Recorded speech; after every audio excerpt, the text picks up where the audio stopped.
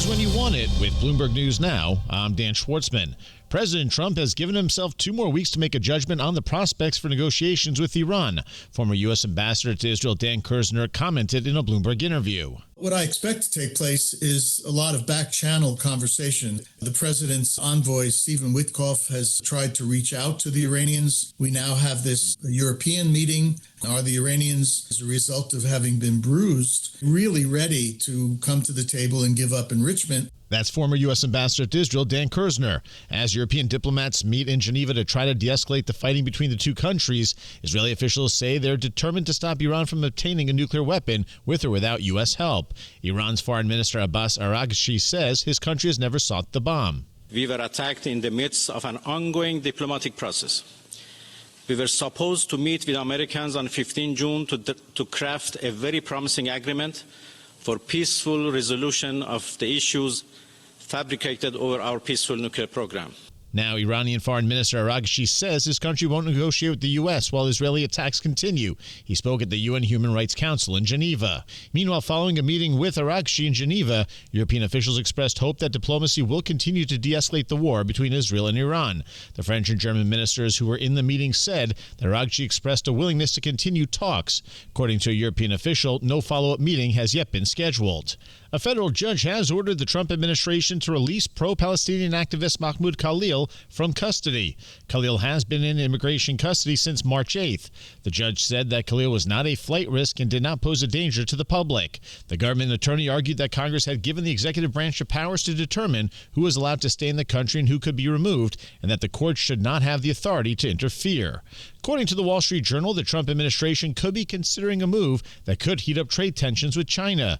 The Commerce Department's head of export controls told several top chip makers he wants to revoke the waivers they use to access U.S. technology in China. Last week, the U.S. and China agreed not to impose new export controls on each other during talks in London. Currently, Samsung, South Korea's SK Hynix, and Taiwan Semiconductor all have blanket waivers to ship American chip-making equipment to China without applying for a license each time.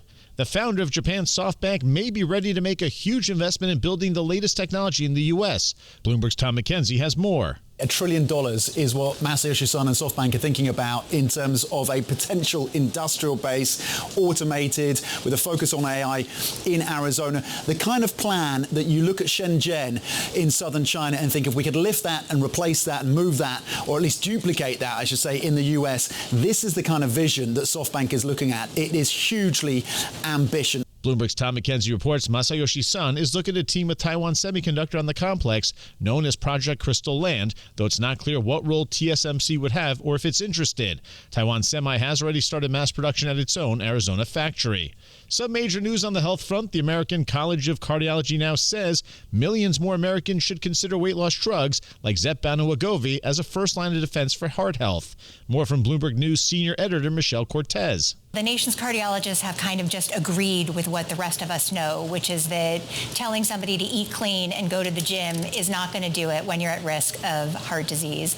And of course, heart disease is a leading cause of death in the United States. And what they really want to do is make a difference. Bloomberg's Michelle Cortez says the new recommendation could lead to broader insurance coverage of the widely popular GLP-1s.